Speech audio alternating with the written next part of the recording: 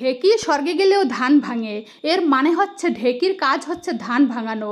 তাই ঢেকি যেখানেই যাক তাকে ধান ভাঙাতে হয়। ঠিক তেমনই মেয়ে মানুষের জীবনও ঠিক ঢেকির মতো, যেখানেই যাক তাকে রান্নাবান্না করতে হয়। আগে আমাদের দাদি নানিরা এই কথাগুলো বলতো, আমি বাস্তবের সাথে মিলিয়ে দেখি তাদের কথাগুলো একদম ঠিক ছিল। হ্যালো এভরিওয়ান, আসসালামু আলাইকুম। কী অবস্থা সবার? চলে আসলাম একটি লং ভিডিও নিয়ে লাইফস্টাইল অফ সিফাত সাফওয়ান থেকে।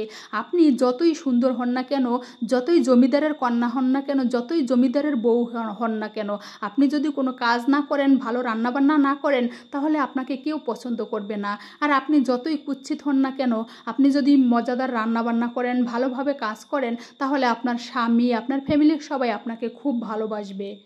এই কথাগুলো আমি বললাম কী কারণে জানেন? অনেকেই আছে ফ্যামিলির মানুষজনকে রান্নাবান্না করে খাওয়াবে কি, নিজের স্বামীকেই রান্নাবান্না করে খাওয়াতে চায় না, এত অলস। আমার চোখের সামনে আমি দেখেছি এক ভাবিকে, সে সারাদিন বসে থাকতো, কোনো রান্নাবান্না কোনো কাজ করতো না। বুয়া রাখতো, সেই বুয়া ঘর মুছতো, কাপড় ধুইতো, কিন্তু সে রান্নাবান্না কোনো কিছু করতো না। আর ওই ভাইয়াটা অফিস করে এসে তাকে হোটেল থেকে খাবার কিনে এনে তারপরে দিত, তারপরে তারা দুজনে খাইতো।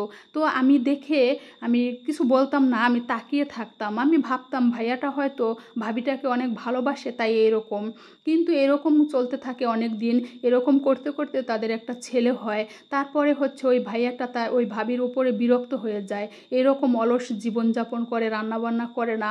তারপরে তাদের দুজনের মধ্যে সম্পর্ক নষ্ট হয়ে যায়, সংসারে ফাটল ধরে। তারপরে ওই ভাইয়াটা ওই ভাবিটাকে ডিভোর্স দিয়ে দেয়। তারপরে ওই ভাবিটা অনেক কান্নাকাটি করে, আমার কাছেও এসে অনেক কান্নাকাটি করেছিল।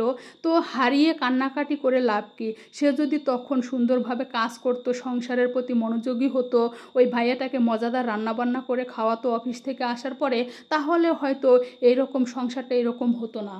আমি বলবো নিজের সংসারের কাজ সুন্দরভাবে মনোযোগ দিয়ে করুন, তাহলে ভালো হবে। তো আমি কথা বলতে বলতে আমি কাচ্চি বিরিয়ানিটা রান্না করে নিচ্ছি। আমি প্রথমে মাংস ম্যারিনেট করে রেখে দিয়েছিলাম। অনেকে আছে কাচ্চি রান্না করলে মাংস ম্যারিনেট করে কষিয়ে রান্না করে না। আমি হচ্ছে মাংসটা ম্যারিনেট করে তারপরে হচ্ছে কষিয়ে রান্না করি, এতে কাঁচা গন্ধটা থাকে না। তারপরে হচ্ছে আমি বাসমতি চাল সেদ্ধ করে নিয়েছি, নিয়ে আমি মাংসের উপরে দিয়ে তারপরে হচ্ছে এখন আমি ঢাকনাটার চারো সাইডে হচ্ছে আটা দিয়ে আমি আটকিয়ে দিচ্ছি, যাতে কোনো ভাপ বের না হয়। এইভাবে করে আমি 1 ঘন্টা দমে রেখে দিয়েছিলাম। এই কাচ্চি বিরিয়ানিটা হচ্ছে যত দমে রেখে দিতে পারবেন তত ভালো হবে। পরে এই তো আমি 1 ঘন্টা পরে বিরিয়ানিটা আমি রান্না করে নিলাম, ঢাকনাটা উঠিয়ে দেখি আমার বিরিয়ানিটা হয়ে গিয়েছে। তো আমার ভিডিওটি যদি ভালো লেগে থাকে তাহলে সবাই লাইক, কমেন্ট, শেয়ার করে পাশে থাকবেন। সবার জন্য অনেক অনেক শুভকামনা রইল।